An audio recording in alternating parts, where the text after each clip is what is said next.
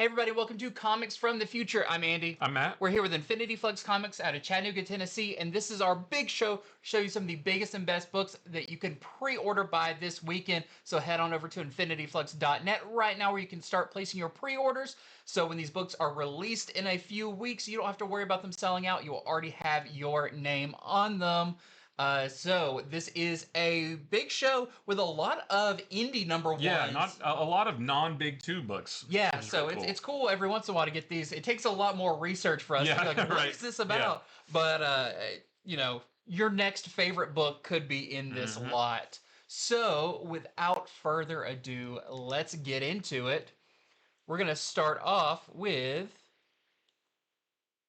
our Prime Comic pre-orders.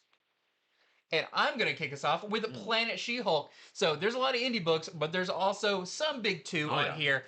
And, I mean, who's bigger and better than She-Hulk? So this is Planet She-Hulk #1. This is spinning out of the Imperial storyline at Marvel that Jonathan Hickman's working on, but also that one-shot, the Planet She-Hulk one-shot that came out a few weeks ago. This is written by Stephanie Phillips and the art is by Aaron Kuder. And this is kind of just a continuation of what was set up in the first issue of Imperial and in that one-shot where She-Hulk is stuck on Sakaar, and she was put there because her cousin, Bruce Banner, as the Hulk, was like, hey, me and Amadeus Cho are going to go deal with this thing, but without a leader, which is what happened in Imperial, the leader of Sakaar got killed, this place is going to be crazy. Yeah. This is already a warlike world, and without any kind of leadership, this place is going to crumble. Can you kind of be she's almost like a sheriff, or kind of some kind of marshal in the area. But Hulk was like, I'll be back in like a week. Well, that time has passed. That was very optimistic of him. Yeah. I don't know how he thought we could stop this intergalactic war in probably about 7 days. Right. But he has not returned, and now it looks like it's up to Jennifer Walters, She-Hulk, to maintain the peace on Sakaar until she can figure out what to do with the place. So, not a whole lot of other info about this, but if you read that one-shot issue, you saw this kind of murder mystery that she investigated. I guess for the first little bit, you're going to see her kind of tackle different, incidents that happen on Sakaar, but as always, I'm sure there's a bigger threat looming. Really, the series is just her at like city council meetings and talking about like sanitation and that kind of thing, filling potholes. But I do believe like her being She-Hulk and being super powerful, but also her as a lawyer is going to come into play because even with this warlike world, she can't help but try to put some justice out there. So I am very excited about this. Yeah. This is one of my top most anticipated books from Marvel. And you called this way before it was announced too. You said I think we're going to get a Planet She-Hulk book. Yeah, I just felt like you called it before before the one shot was announced. I think. Yeah. I saw this and I was like, this feels like the creative team. We had the previous She-Hulk series end. The title was there, like Planet She-Hulk. So yeah, it felt right, and it was. So we've got some great covers for this as well. I've already pre-ordered this book, full transparency. I am so excited for this. So we've got our A cover here. We have an Inyuk Lee Streetverse variant, and there's going to be a lot of these for all the books pretty much from Marvel, where you're going to see these Streetverse. They're kind of casual wear. We have the Jenny Frison variant, which I've already pre-ordered. We have a Matty O'Lally foil variant, which is very cool. Everybody has these big swords now. Yep. Though she hasn't used it too much. Make that the next DC Marvel crossover. She-Hulk with her big sword, Absolute Wonder Woman with hers. And neither of them use them. Right. And then we also have this Torrin Clark variant. That looks great. Next up is 1776 #1. This is a new miniseries from Marvel. This is written by J. Michael Straczynski. The art is by Ron Lim and Sean Damian Hill. Calamity strikes when a mysterious force dares to tamper with the sacred threads of history. Captain America and some other heroes, I'm assuming the ones on the cover there, they leap into action to safeguard the founding of the United States of America. The fate of the nation hangs in the balance at the dawn of the revolution, as these heroes must navigate the treacherous waters of the past to ensure a future that remains untarnished. So basically, all of these heroes are going to travel back to 1776 in the days of the American Revolution. And like you said the other day, Captain America is probably going to go like crazy about that, like thinking it's so cool. He's going to bring a camera and be taking pictures Yeah. of everybody. But not let anybody see it because he doesn't Yeah. want to, mess up the timeline. But yeah, so this sounds like a fun new mini-series. I don't know how many issues it's going to be. Probably 5, maybe 4. But yeah, this should be really cool. So this I love like the classic costumes too, like Cyclops and his 90s stuff. It looks really cool. No, I do hope it's like that's a great team of characters. I hope it's them. Yeah. I hope it's not like, oh, these are on the cover, but it's actually like, one of the Power Pack kids and, something like that. Sorry, Power Pack fans, but yeah, this is going to be a lot of fun. So this is although this should have come out in July. Yeah, that does seem like a weird missed opportunity. miss. Yeah. I hope we learned that Hulk actually cracked the Liberty Bell or something like that. Oh, that would be great. Yeah. Like you learned that, all this stuff, Captain America actually signed the Declaration of Independence. Oh my gosh, that would be awesome. So this is our A cover. There's a David Nakayama foil variant. I want them all to get redesigned in colonial style. Or if nothing else, give me a miniseries of this guy right here. That's awesome. There's a Joe Quesada Avengers variant. There is a Palos Akira variant. I love that too. Yep. There is a Phil Jimenez homage variant to the issue of Amazing Spider-Man with Barack Obama. And then a Steve Rude wraparound variant, which this doesn't look so much 1776, but I love the classic Silver Age style. I want to see Silver Surfer in 1776. Yep. Well, next up, we have a new miniseries. It's going to be 3 issues, and it is a continuation of a character that has been around, but this is still going to work great as a, if you've never read Hector Plasm. So this is Hector Plasm Hunt the Bigfoot, #1. And this sounds really fun, and I got to check out an early copy of this. So this is by Benito Sereno, who is the creator of Hector Plasm, and the art is by Derek Hunter. And in the nicest way, the art reminds me almost of like Rick and Morty, but like with more dimension. Characters aren't quite as skinny and everything. Yeah. But like he's got like these big eyes and everything. Yeah. But it looked fun. Like think of almost I Hate Fairyland vibes for this, but more supernatural. It's also by Spencer Holt, and I've already pre-ordered this because this A cover is by Ryan Ottley, and I have to buy everything Ryan Ottley does. But this is about a ghost hunter named Hector Plasm. He travels around town to town, and he's faced all sorts of unique spirits in his travels.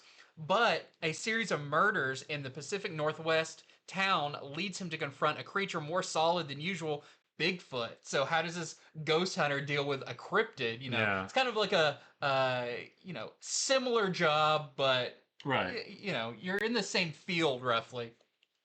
Can Hector track down a beast that doesn't want to be found, clear his own name, and save a struggling local business at the same time? So this, like I said, I looked at this and it looks really fun. It's very like over the top action and larger than life characters, really colorful. So I'm really excited to check this out. We've got our A cover here. So that's what your interior looks like. That's like Derek Hunter. Yeah, and it works really well. Once you see the whole thing, like you see his face here, and you're like, whoa, that's crazy. But it just works in this really animated world. And then there's a blank sketch cover as well. Draw your own Bigfoot. Yeah. Or trace your own Bigfoot. It has to be bigger. Yeah, I don't know. This is Alien vs. Captain America #1.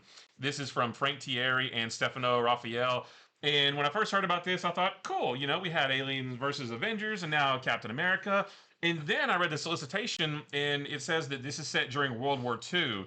And instantly I thought it became even like much more interesting because I love Captain America in World War II.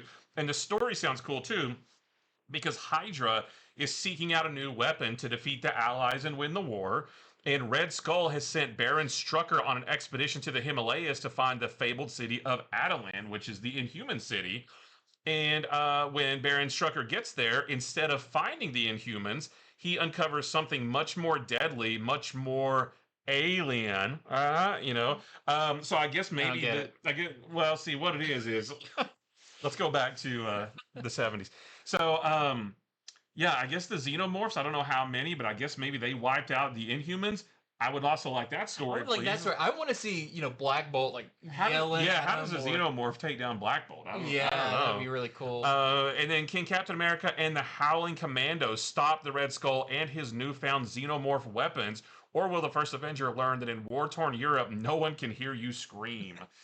So yeah, very cool. I love Captain America fighting things that are more powerful than him, and just like always seeing his resolve to just always like keep get back up and keep doing these things. And he's going to go up against Xenomorphs in World War II. That's awesome. So this is our A cover. There's a Dan Panosian foil variant and an Inhyuk Lee variant. I'm really excited for this. Yeah, this is going to be really cool. Yeah, like you said, I heard it. I was like, oh, yeah, he wasn't in that other Alien Avengers book because took place in the future. So he was briefly. Yeah. And I kind of thought it was going to be along those lines. But when I heard this, I'm like, oh, this is way cooler because you've got less tech. That's right. It's more like, it sounds like almost like the first Predator movie. Like, it's boots on the ground, howling commandos versus Xenomorphs. And I like when stuff like this is set in World War II as well, especially with Cap, because there's fewer heroes as well. Yeah. Right? I mean, maybe they could work in the Invaders, Namor and Jim Hammond, Human Torch, or maybe not, but it's not like, oh, why doesn't he just call Thor or Iron Man? Well, I don't know. They're not around. So I guess Thor was, but not. Yeah, not. he hadn't arrived on Earth yet. Yeah. Well, next up, we have a new anthology series called Terrorbytes. This is from Mad Cave, and this is written by Mark Russell, and the art is by Felix Ruiz. And this, like a lot of your anthology style, this is going to be one-and-done stories, but mixing kind of sci-fi tech, a little Black Mirror, but I think more like futuristic than that, with horror. So it says, delving deeper into the shadows of our digital existence, pushing the boundaries of speculative fiction. And this first issue sees a headset that lets users relive their greatest memories at the moment of their death, but it extracts a brutal price. And you can see this guy here dead, but he's got this like VR headset on. So these sound really fun. We always like these anthology style horror books. I feel like you can't really get enough of them as long as they're, creative. Yeah. So, yeah, sounds really fun.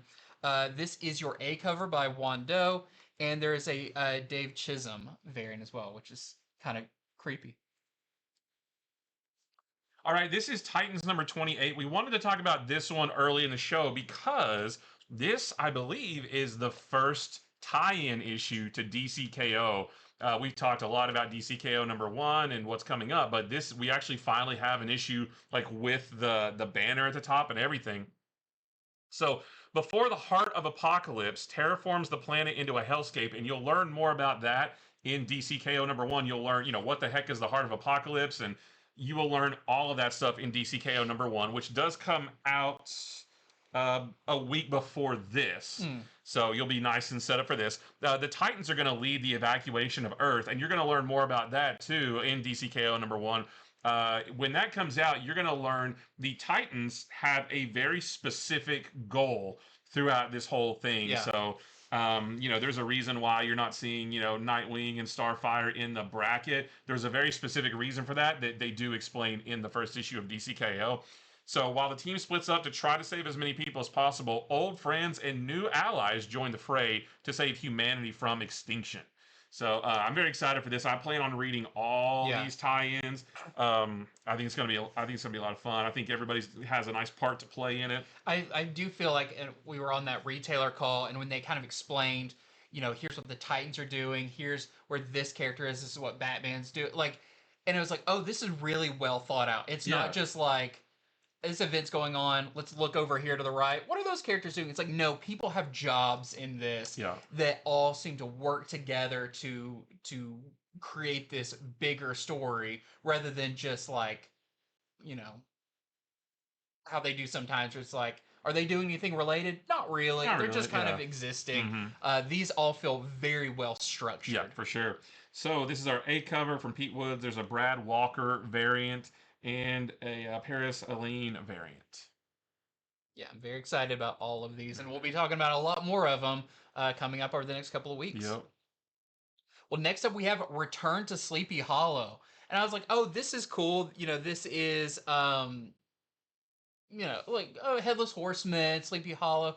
I did not realize that this is related to the Tim Burton Sleepy Hollow movie, which I really like that movie a lot. I only watched that movie for the first time last Halloween. I'd never seen it before. It's scary. Yeah. It's pretty like dark and the heads and the trees and all that. So this is written and drawn by Savannah Mayer, and it does say Tim Burton Sleepy Hollow continues a tale of decaying bodies, buried truths, and rotting gods. So takes place 15 years after the legend of Sleepy Hollow and, the Headless Horseman, all of that. And unbeknownst to the residents of the sleepy little town, a deeper evil lurks in the roots of the town.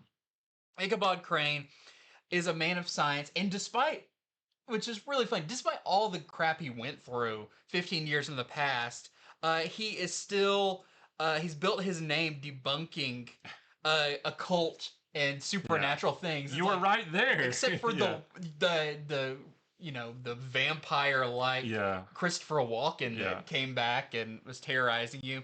He just went into the tree. He went into the tree. But apparently maybe that he's like, nah, that I can explain that with science. Right. But however, he receives a frantic letter urging him to return to Sleepy Hollow. Ichabod must reunite with his now estranged love, Katrina Van Tassel, to investigate a string of strange, unexplainable murders. Together, they will uncover the truth of Sleepy Hollow's origins and the roots that connect them all. So, sounds really cool. I like how it's like Sleepy Hollow 2, Return to Sleepy Hollow. But yeah, I'm definitely going to check this out. And when does this come out? October 29th, so perfect timing. This is right before Halloween, so that'll be really fun. So this is your A cover. We have an S-Talk variant and a Larson variant. This is Yuletide #1. This is going to be a 3-issue series from Oni Press. This is written by George Northey and the artist by Rochelle Aragno. All 3 issues of this are going to be 40 pages long, and this is actually coming out on in the middle of October on the 15th. But it's a Christmas theme horror story. 3 issues that might lead right up, October, November, December. Yeah, that's a good thought. So this is set in the small town of Christmas, Pennsylvania, the merriest place on earth. When December rolls around, the people there pull out all the stops for the biggest and brightest holiday displays, but not everyone in Christmas, Pennsylvania is so enthusiastic about it. So this is going to center around 3 teenagers named Jake, Abe, and Wynn. They are more interested in the dark side of Christmas than their parents like to pretend does not exist. They like to focus on the ancient legends of mythic monsters and pagan pandemonium that are deeply tied to the festival's long-forgotten origins. So they like to examine like the deeper lore of Christmas. When their hobby leads them to an abandoned wing of the local Christmas museum, they'll discover an ancient relic that, when activated, will bring a furious procession of Yuletide horrors long since banished from our plane, and with it, a darkness that's been waiting centuries for its chance to overtake the world. Merry Christmas, everybody! They're going to bring about. It almost kind of reminds me of the Batman Silent Night, where he teamed up with Santa Claus to fight like this other like demon kind of thing, but this sounds like darker than that though. So yeah, some fun Christmas themed horror stuff that you can read from Christmas and from Halloween till Christmas. So this is our A cover. There's a Rochelle Aragno variant, so that's your interior artist, and there's a Joe Mi Young variant. Well, next up, we have The Beauty #1. Now, this may look familiar because The Beauty was actually a book that came out through Image quite a few years ago by Jeremy Wan. But now, Jeremy Wan is one of the founders of Ignition Press, and he's bringing his title to Ignition Press with this new series. Now, The Beauty is going to be a TV show on FX coming up really soon. So this sounds perfect, getting people back into the mindset. So this is by Jeremy Wan, Jason A. Hurley, and Emmanuel Lupacchio does the art on it, which I can't wait for. And I read the original series, and I thought it was really, really cool. It's a crazy idea. So in a culture increasingly obsessed with physical beauty, what if you could be guaranteed a shortcut to becoming beautiful? A sexually transmitted disease has started transforming people who catch it, changing their facial features and their body types to something more in line with society's perceived ideal. Those infected shed fat, regrow hair, get more defined cheekbones overnight. The only catch, you will have a slight persistent fever, but who cares how you feel when you look so good? Now, that is the setup for it, but soon we learn with that fever, um, maybe you spontaneously combust after a little while. Oh, okay. So, I thought maybe it was a fever for more cowbell. well, Yeah. yeah. Put your gold pants on Yeah. one leg at a time. Folks who pursued this alleged perfection are in for a rude awakening after intermediate time with the disease, and it has deadly consequences. Looking good on the outside comes at a cost of your insides, as that fever finally burns you from the inside out. For Oh, Detective okay. Vaughn and the Foster, investigating the first mysterious deaths of the beauty victims lead them into a dark world they never expected, full of corrupt politicians, murderous federal agents, and a secret society of crooks and killers. So There's a lot going on. There's a lot going on. The original one was really interesting because it was kind of like, even once people learn that happened, some people were like, yeah, I'll risk it. Yeah. Is it guaranteed that you'll combust, or is it a chance? I think it's eventually you will. Okay.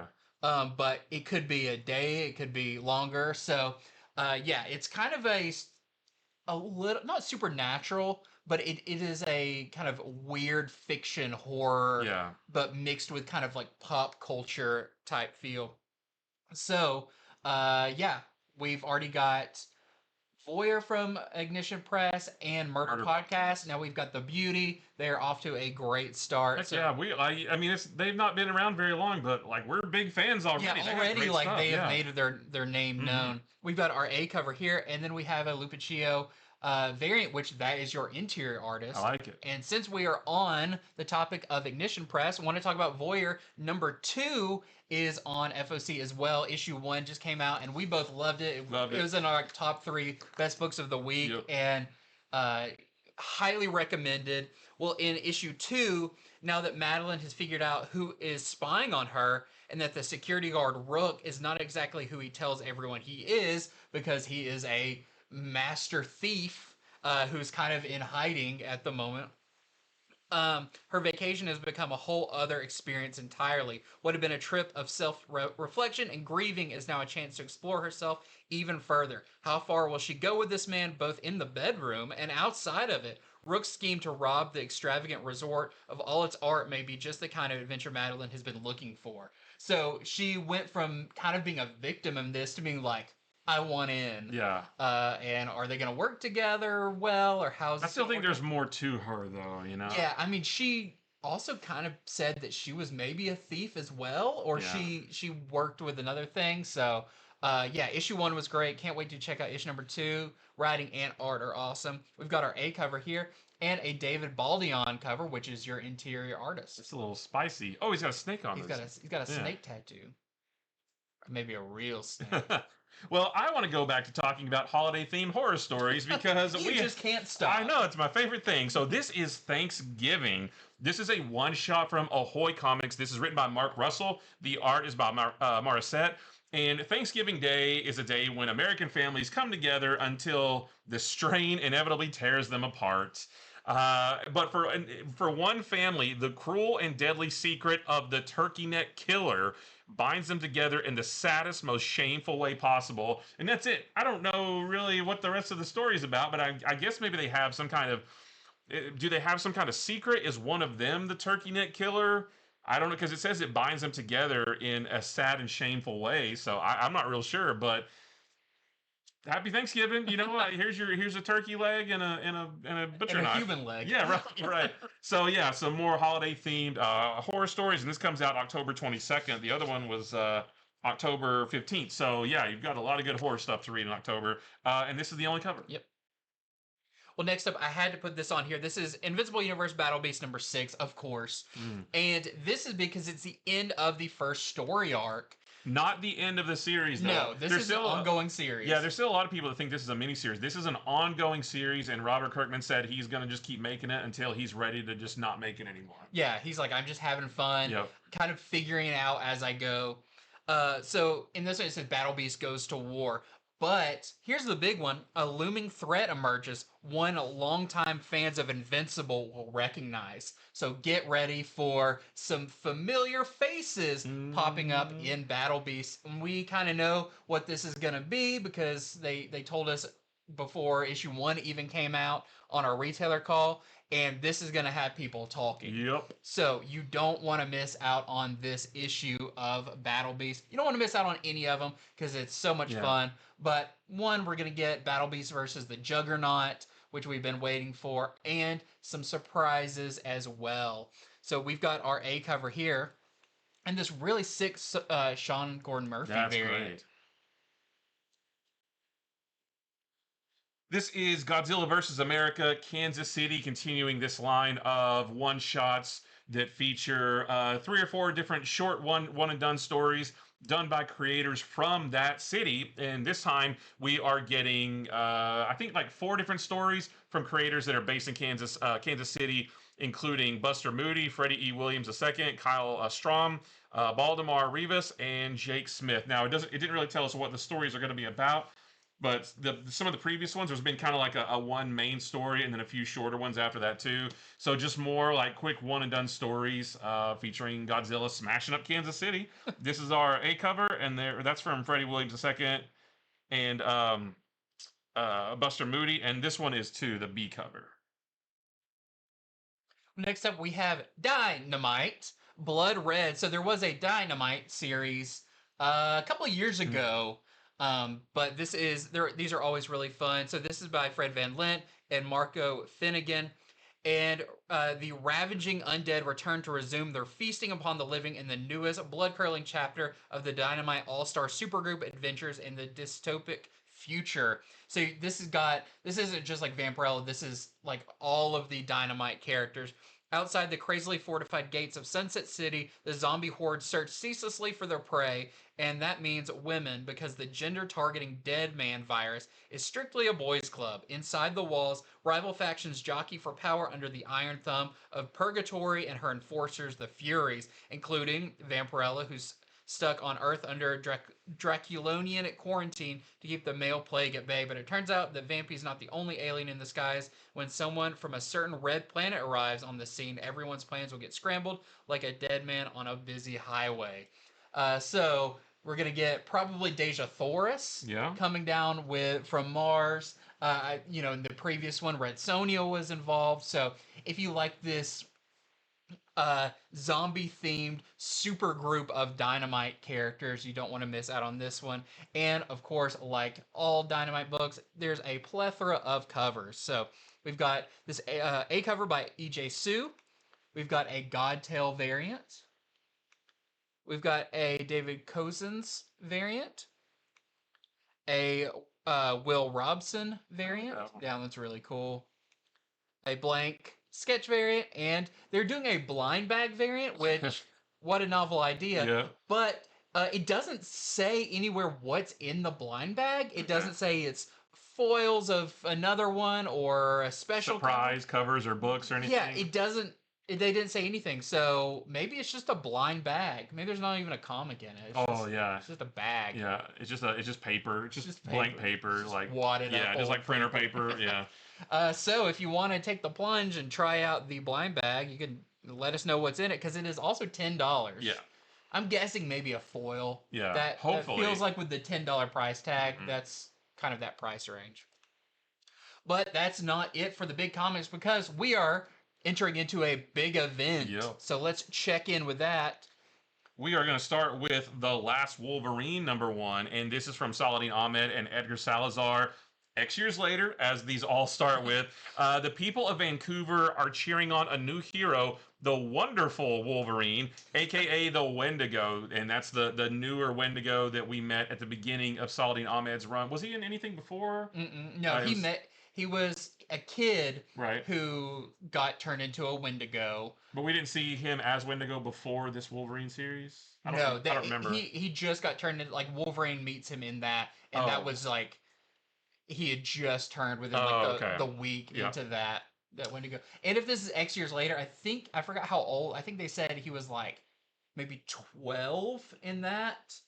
So if this is like roughly 10 years later or something, so he's had time being the Wendigo at this point, and maybe has it more under control. Yeah, so he is filling that Wolverine role, but what happened to Logan, I don't know, but he's got like some kind of weird metal skull on his face, which looks awesome. A secret from Wolverine's past will set the last Wolverine on a mission to uphold his mentor's legacy unless a dire threat burns it all down first. So, don't know what that dire threat might be. Maybe it's Logan coming back, or maybe it's Pyro. Maybe he's going to burn everything down. But yeah, so this is the next in the Age of Revelation era books. I think most of these are 3-issue. I believe so. Yeah, and actually they just announced yesterday or today the new era. I can't remember what it's called. Shadow of something is the new era of X-Men books after this is over. Oh. So Shadow of the Colossus. That's right. So this is our A cover. There's a Ricky Yagawa variant and a Clayton Crane variant. Yeah, so we were reading it issue by issue for the show, and then we dropped off of that. I got volume 1 and reread it, and I actually really liked it when I reread it. And I now that I kind of understood, like, oh, this is about Wolverine taking care of this Wendigo. It's very, very interesting, and I'm now really intrigued to see because he's always trying to like get him to speak and like don't, because Wendigos can only say their name. They can only say Wendigo.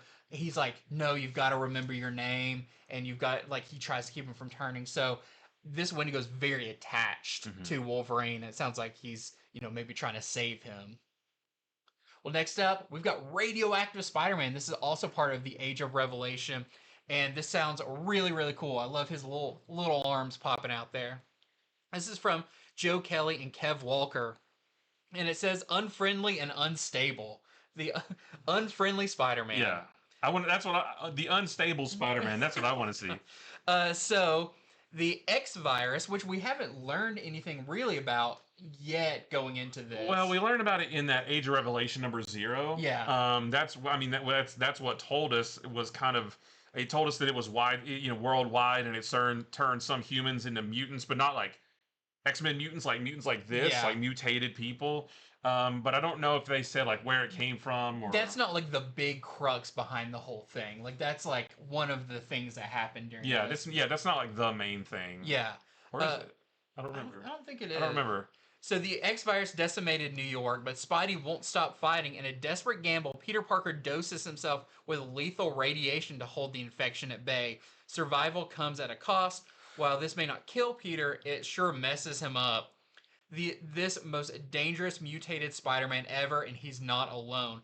Now, if you look ahead to issues 2 and 3 of this series, we do see that Ghost Spider is in it, and also Miles, but they're calling him Spin in this, which is his name in the Disney Plus, or the Disney Plus Disney Junior Friendly Neighborhood Spider-Man kids show, which I thought was really interesting that they call him Spin. Yeah, there's the cover for number 3 right there that comes out in December. And yeah, Miles is all charged up, and Spider-Man versus Spin. That's weird. Yeah, so I wonder, are they trying to make that a thing? We'll have to see. But I want to know, like, how has Gwen and Miles kept from getting transformed, or have they? Yeah, right. They might have, yeah. But I think this one is going to be especially a really cool one to check out, because Spider-Man's not one of the X-Men, but this is kind of seeing how does this event affect other characters. What's cool is this, and they did a little bit of this in Age of Apocalypse back in in 95 as well, but this Age of Revelation storyline doesn't just affect the X-Men. Yeah. It affects other characters and heroes as well, but because it's set in the future, it does not disrupt the current titles as well. So it's like the best of both worlds. It's really cool. Yeah. So we've got our A cover here, and we also have this is the that's a nice Walker variant. That's an homage to the classic John Romita Sr. I don't think it was a cover, or maybe it was, with the classic pose where he's like out like this. I like how apparently he made his costume for his little arms too. Yeah. He had to sew on new little sleeves and gloves. Well, you have to. You gotta keep up with the brand, you know? All right, so this is Omega Kids number 1. This is from Tony Fleeks and Andre Genolet. X years later, probably about 10 years later, Quentin Quire protects the dream of mutant supremacy and independence. As head of the Revelation Territory spy network, And again, if you got the Age of Revelation #0, you know a little bit about what the Revelation territories are. They'll probably explain it again in like the whatever the first issue is that's coming out soon. When a conspiracy threatens the mutant utopia, Quire and his psychic students will have to distinguish friend from foe. But does Quentin have what it takes to carry the dream forward, or will the next generation replace the former revolutionary? And we learned a little bit about like this group of kids too. They're kind of like rat everybody out. You know, they sort of blend in. And they use like I guess they're psychics, and they sort of listen in on like what people are doing and saying and planning, and then they run back to, I'm assuming, Quentin Quire, who then like six the police on him or something. I don't know, but so you'll learn more about this group before this comes around. So this is the only cover we have right now. There are more covers, but as of the time of recording, they're not available. So they might be available on the website later tonight or tomorrow when you go on to do your pre-orders. But right now, we just have the A cover. Yes. Well, now we've got more Essential Comics because this was a big week.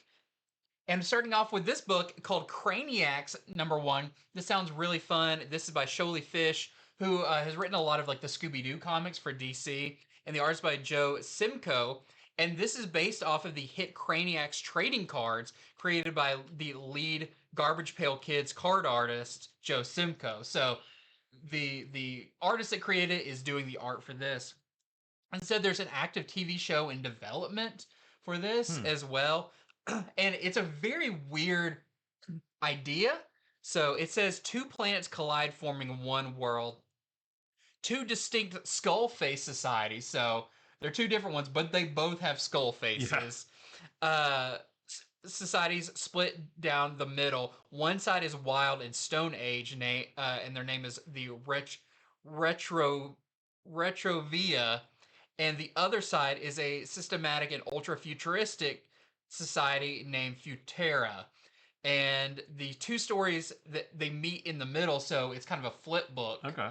And then they meet in the middle where then that goes into issue #2. So very weird concept, but if you think of this based on like these based on trading cards, very like Garbage Pail Kids, it kind of all makes sense. So very like design heavy. We've got our A cover here. Which was the Simcoe, that's your interior artist. We have the Iziniki variant. We have this is the cool one. This is the Mortensen variant. We also have a Joe Simcoe color your own flip book cover. And there's a Virgin cover of the previous one. This is Stake Presents Jessamy #1. This is going to be a 3-issue series. This is from David Byrne and Francesca Fantini. So, and I don't know as much about this. There's like another book called Stake, right? Yeah, it was like a modern vampire book from a couple of years ago that was put out through Scout, but I guess that license they've taken it now to this other publisher. Yeah, from AMP. So this is set 250 years before that other Stake series. This is going to dive into the secret history of the Stake series. This is set in the mid 18th century. Rumors of monsters eating slaves spread from an American tavern across the Atlantic. And in the hidden world of Stake, where vampires are real and secrecy is survival, ancient enforcer Jessamy is going to be sent out into the new world to investigate. She is tasked with protecting the fragile balance between humans and vampires. She's going to have to uncover the truth behind a plantation cloaked in blood and myth. So a very cool sounding vampire story set back in the mid 18th century. I don't think you've had to have read the previous series to get this one because it is set so. Yeah, it doesn't sound like it. And I'm assuming, I don't know if this character exists in the other one, but sure. But this makes me want to go read the other one because I love a good vampire story. So this is our A cover. That's your interior artist too, right there. Yeah, it almost, when I looked through our early preview copy of this, almost gave me vibes of like Mirka Andolfo. Okay. But it does have a very like limited color palette, which makes it really cool. Yeah. And then there is a Kiss Kiss variant. It's a cool sword. Yeah. Well, next up we have Absolute Flash #8, and this is a big issue for it because this is the origins of Fort Fox. Oh. The mysterious place where Wally started, where his dad works. We still don't really know anything about like what were they actually trying to do there. Right. And we learned the truth about Barry Allen's experiments are finally revealed. So, what was Barry trying to do with Grodd, with the portal that exploded, all of that, and what does all of this mean for the future of the Flash? So, was he trying to work with time travel? I'm not sure, but I feel like this is going to be a big issue because it's going to be like, here's a lot of the answers that we haven't got so far. So we have our A cover here. We have a Haining variant, which is really nice, and a Riley Rossmo cover. Next, we have Justice League Red number 3. Cyborg and Simon Baz, Green Lantern, and Power Girl, they're going to have to trust Red Tornado a little bit longer because he's the only one who knows how to find Red Canary, who was about to be sacrificed to the Church of Blood. And we saw a little bit of that at the end of issue number 2 that came out this week.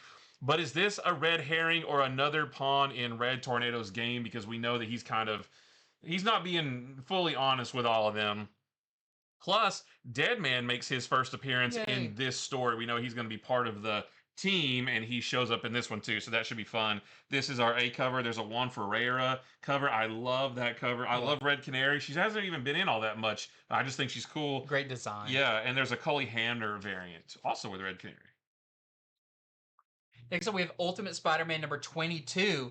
So, a lot of interesting stuff about this, but not a whole lot in the solicitation. So, it says, this is the last will and testament of, and then in brackets, redacted. So, someone's going to die and, leave some message or something behind. I'm very interested to see what this is going to mean, but we know we've got 2 issues left in this Ultimate Spider-Man series, and that brings me to the other point where in the previews that just came out for Ultimate Spider-Man for, is it December's or is November's? You talking about this? Yeah. This is December's. So for December's, it has the solicitation for issue 24, which, everyone's like, that's the final issue of it, but it does have a very interesting note on there that says this is the end of Ultimate Spider-Man for, or by Jonathan Hickman and Marco Checchetto. So it makes me think we're actually going to be getting, as we've kind of speculated, a new number 1 after that, with probably a new creative team. Yeah, trying to find it right here. Yeah. See, Ultimate Spider-Man 24. So yeah, this is the last issue of this series. But how do they word it on there? They say, this is it, folks. The last you'll see of Spidey and his ultimate friends by Jonathan Hickman and Marco Checchetto. And then it says, that's all we can tell you. So, a lot of people have been worried about, I can't believe Ultimate Spider-Man is ending. I can't believe they're ending the Ultimate Universe. They are not ending the Ultimate Universe. They are just ending probably this wave of books. We're going to do Ultimate Endgame, however long that's going to last.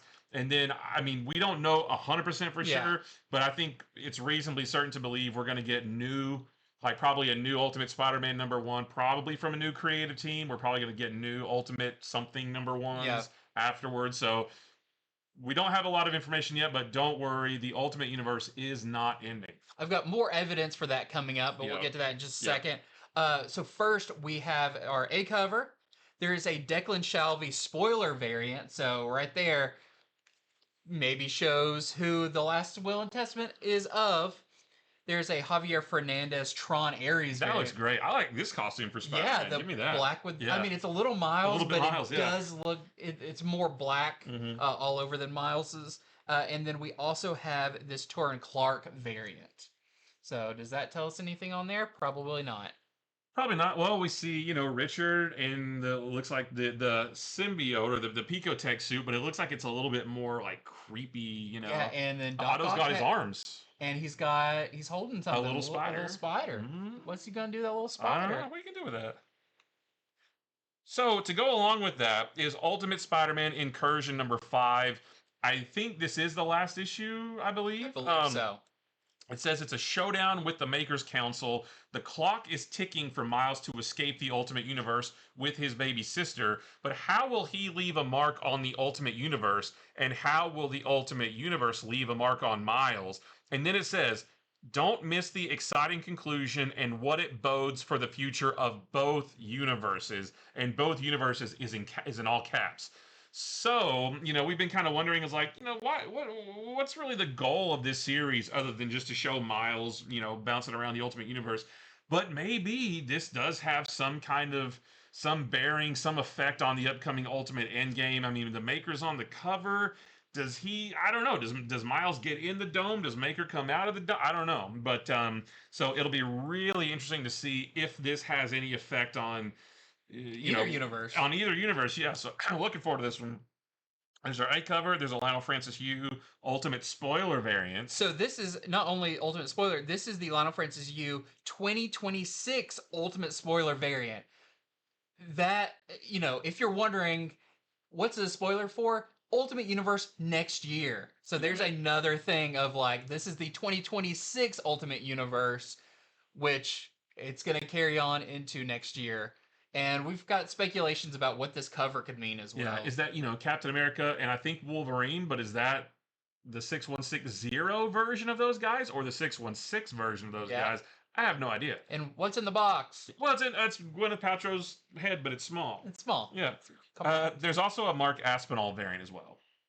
So that's all of our crazy theories about the Ultimate Universe. Thank you for coming to our TED Talk about the Ultimate Universe. We're not done yet. There's the Ultimates issue number 17, and this is maybe one of my most anticipated issues. Yep. It says the Ultimate Fantastic Four, now that the Ultimates are using the Immortus engine to its full capacity, which I think is interesting that, they're going full steam ahead with this.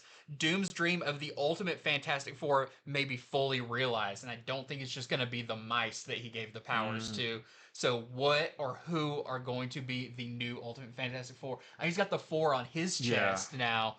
This is very exciting. Things are getting crazy. Now, don't get too excited about this, though, because there was the one cover with Tony Stark in the Kang armor, and that never happened. That still has not happened. That still has not happened yet, so this may not happen. But it have something to do with the full Immortus engine. Yeah, maybe. So crazy things are happening in the Ultimate Universe line of books right now, leading up to Ultimate Endgame at the end of December. So buckle up, folks. Yeah, so we've got our A cover here, which is awesome by itself.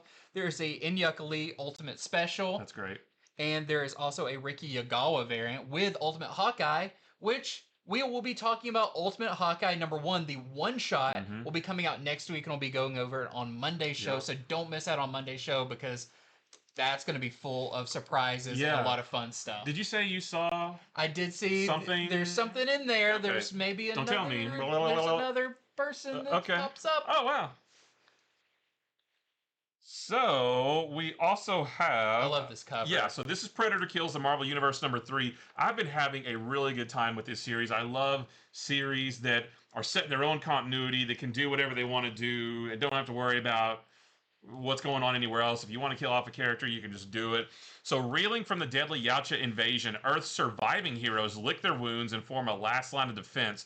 Wolverine and Spider-Man take the lead, but will their experience battling Predators in the past be enough? So this is set in the same continuity as the other Predator versus books, but it's not in the same continuity as like everything else, all the 616 stuff. And it says an unexpected ally makes an appearance as well. So very, very cool. I'm having fun with this. It's great. Barry Windsor Smith homage cover to Weapon X. Yeah. So this is our and we've seen this in the first and second issues. Yeah. So this is our A cover, and there's a Scott Hepburn Hunting the Hunters variant. Ooh. Is Sabretooth the unexpected ally? Because I'd like to see Sabretooth go up against some Predators. Yeah. Well, next up, I've got to talk about this one. I Hate Fairyland number 45. This is a very special issue with guest art by Jay Fogskett. And I loved the issue a couple of issues ago that was like the Hellboy homage issue with the unicorn who was basically Hellboy. This one, we are getting Popeye. So Popeye is in the public domain now. And what a perfect place for Popeye to show up. I got to sample this issue as well. We've got an early review copy of it. And Popeye he doesn't walk away unscathed. He gets beaten to a skeleton at one point. I mean, this is a over-the-top issue, but really, really fun. And this cover art here is by your interior artist. So this is what to expect. I love this version of Popeye. He looks great. It'd be cool if this was the I Lie Popeye version, like the Dragon Ball Z version of Popeye. So there's a lot of issues of I Hate Fairyland that you can pick up by themselves, and I think this is going to be one of those. Can't wait for it. There is the regular cover, and there's also the wordy dirt cover. Oh right, we didn't put on here, but the cover is like a little bit more like red and dark. This is Ghost Pepper number 4. I love this series. Yeah. Not a lot of information about this. It says that Loloi fights for her very survival as Ash fights Toggle, but I don't know who Toggle is. I thought maybe he was going to take on Vex, the female character that we met a couple issues or last issue. No, yeah, last issue, the issue before the one that came out this week, and who does have a history with Ash. So I don't really know who Toggle is. And it says the mystery of the prisoner on the moon deepens, and we know there's something walking around up there on the moon. So very cool series, and the lore keeps getting bigger and bigger. This is our A cover from Ludo Lullaby, your interior artist and writer, and then there's a Jessica Fong variant. The only thing is we haven't seen much of Loloi, and I think she's a really cool character. Yeah, she wasn't hardly in the last issue. Yeah. Neither was Ash. Yeah. Like neither played a huge role, but it is they're doing so much world building that like there has to be another volume after this, because I feel like we're still just getting started. Yep. Next up, we have G.I. Joe number 12.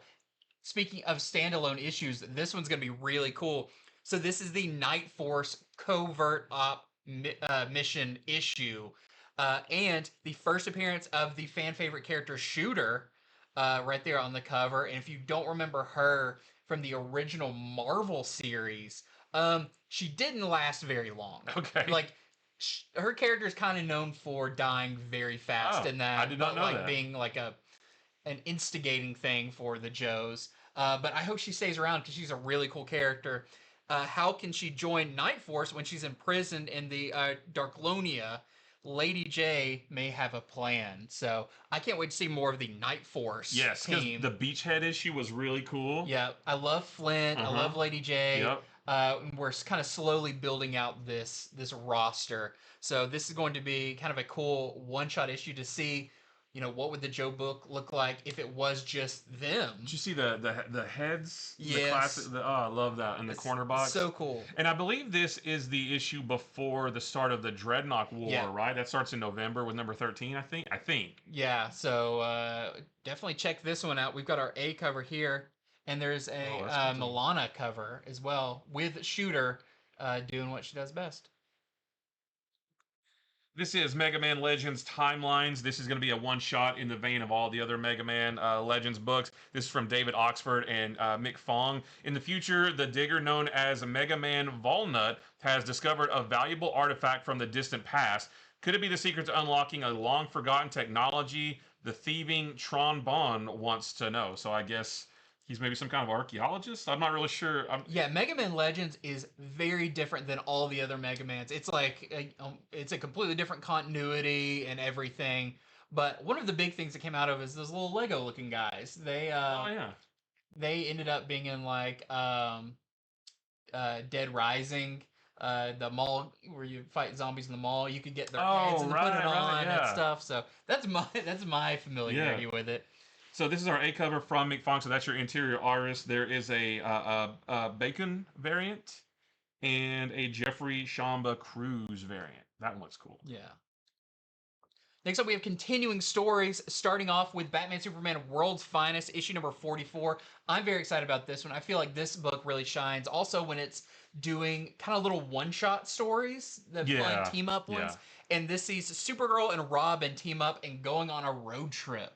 So, nothing better than that. Very The issue where they went on a date was hilarious. Yes, and it just went horrible. Plus, I love the Robin buggy. Yeah.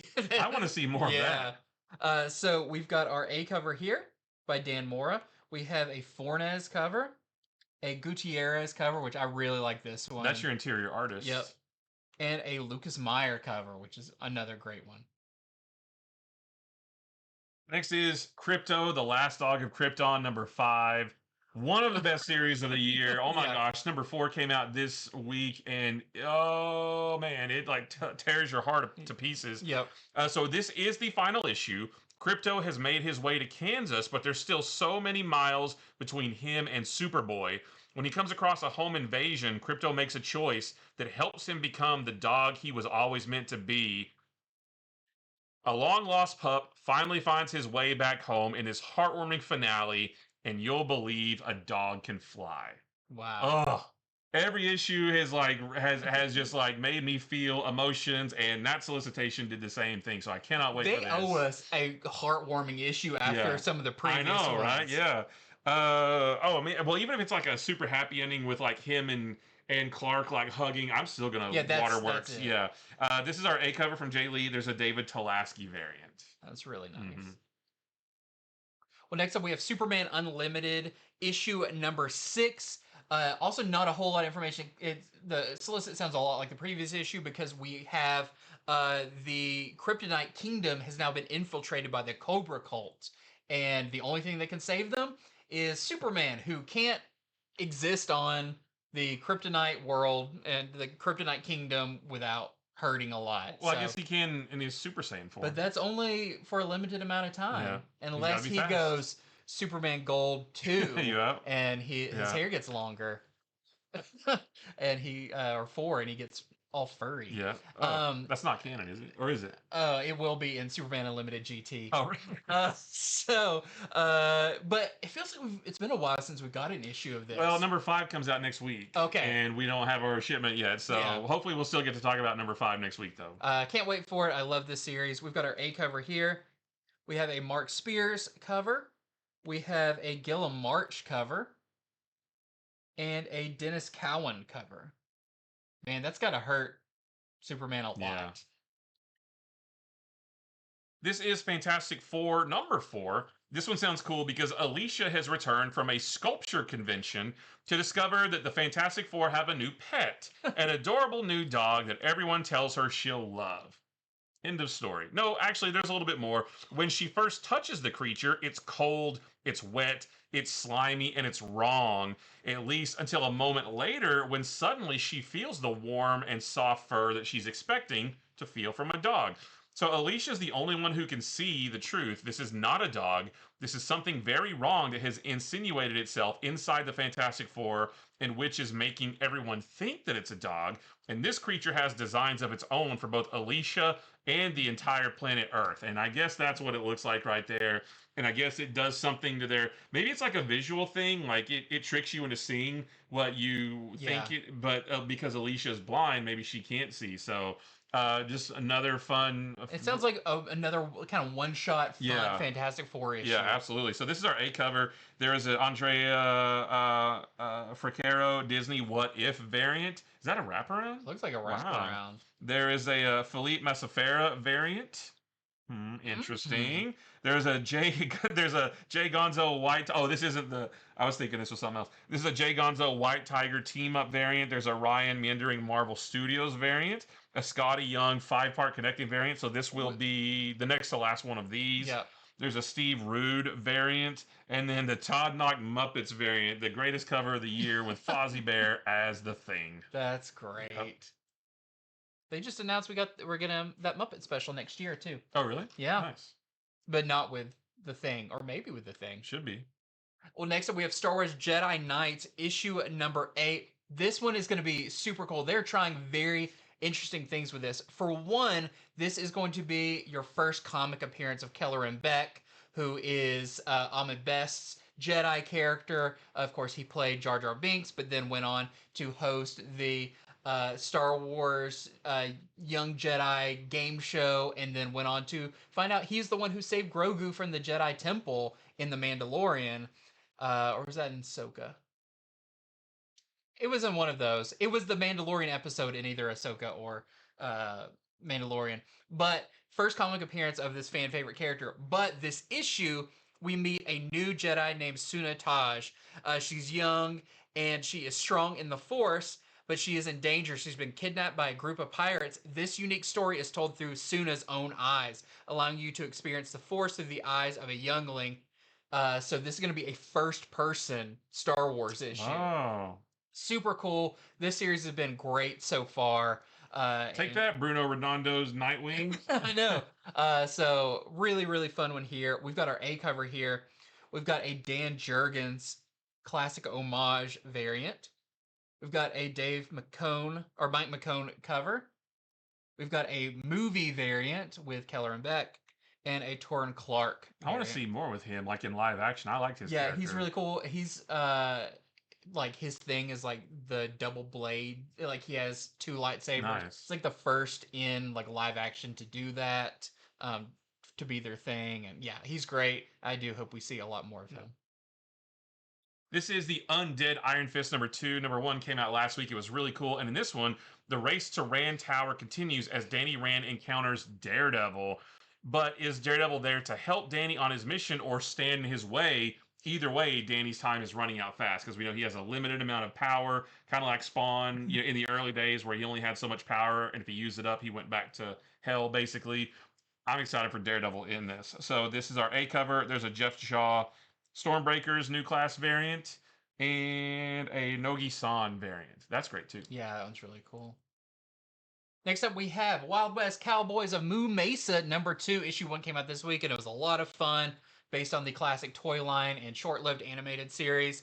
Moo Montana delves deeper into the mystery of the missing citizens and his former friend and sheriff and everything in Cowtown. So if you checked out issue number 1, check out issue number 2. We've got our A cover here by Juan Gedeon. That is your interior artist.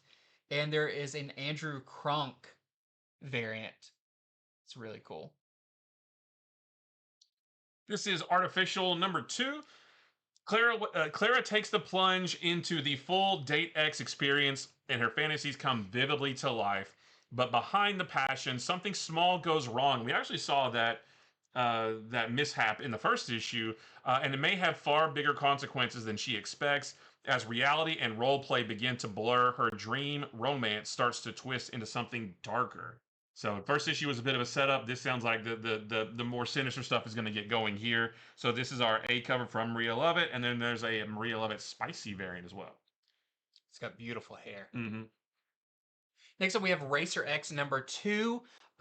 This is going to be an 8-issue miniseries, and it runs or races right alongside Speed Racer.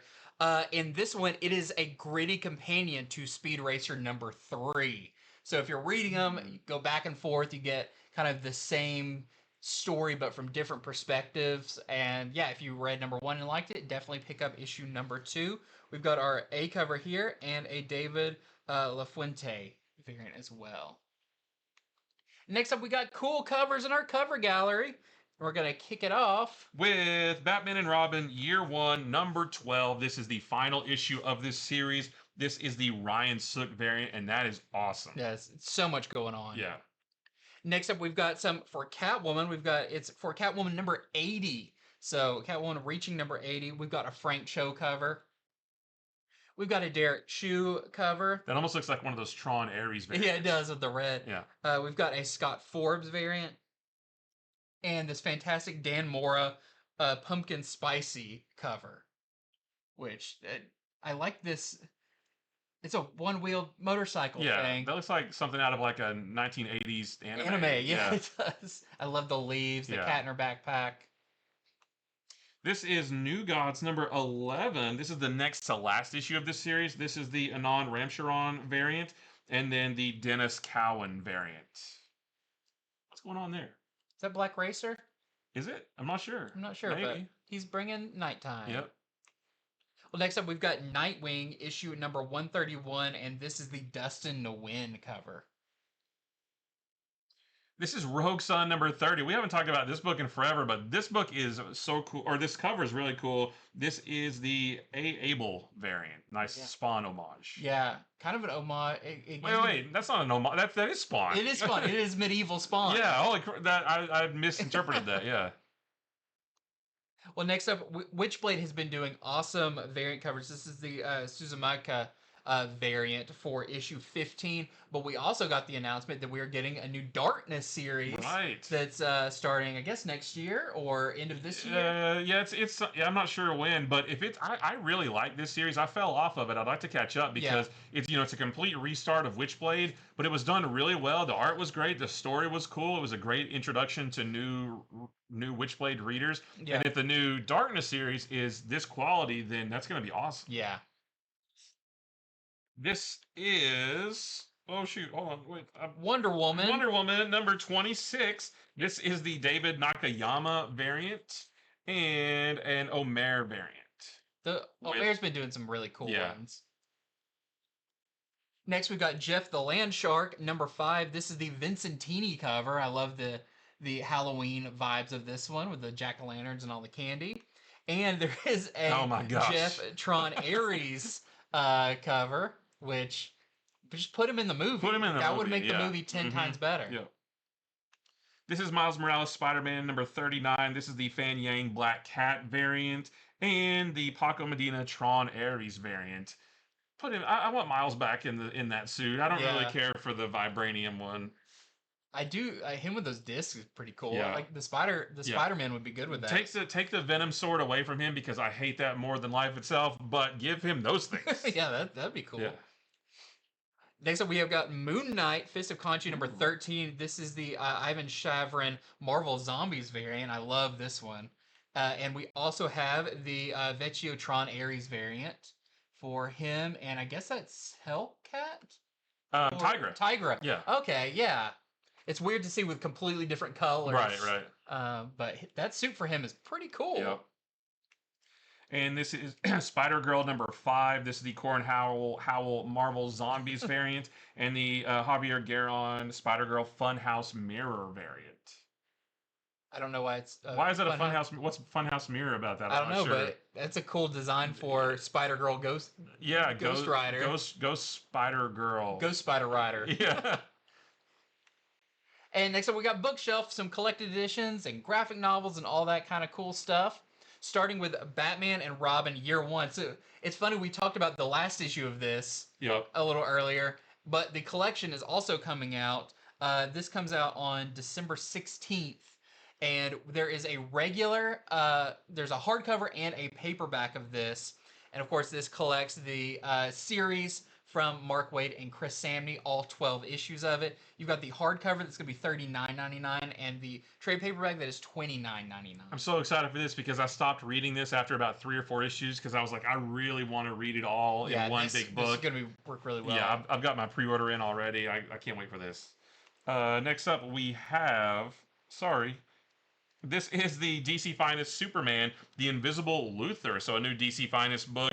And this collects some like early Golden Age Superman stuff. This is going to be $39.99. Collects Action Comics number 26 through 40. We're talking like back in the 40s.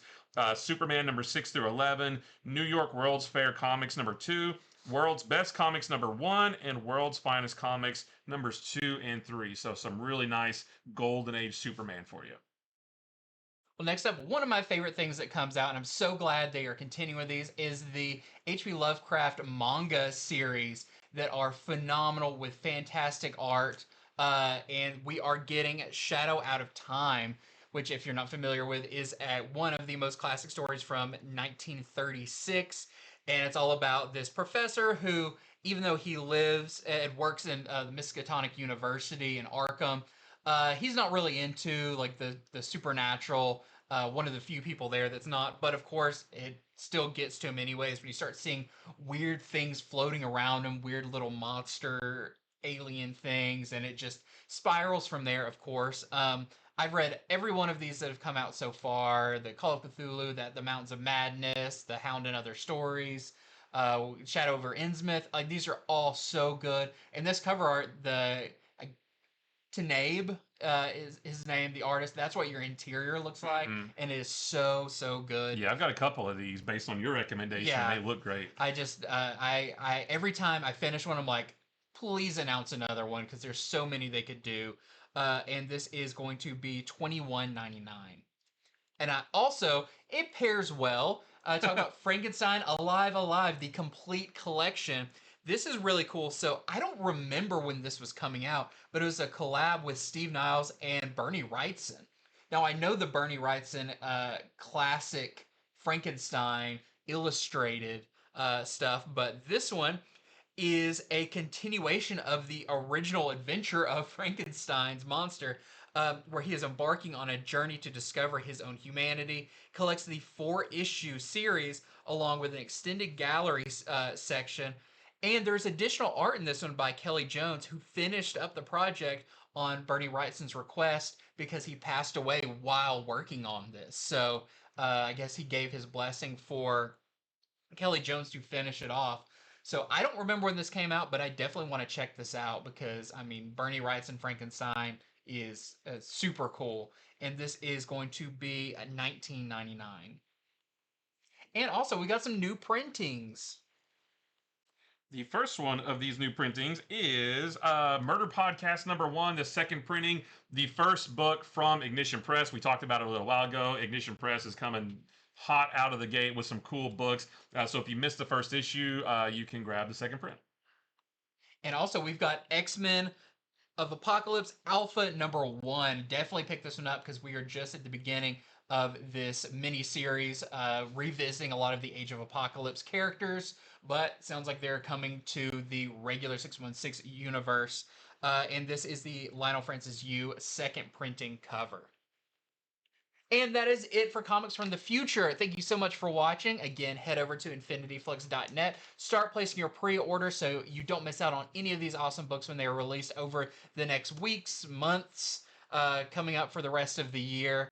So many cool things. Yep. Let us know in the comments what you're most excited for. A nice wide variety of books, you know? No one company heavy. Yeah. This time it was nicely spread across.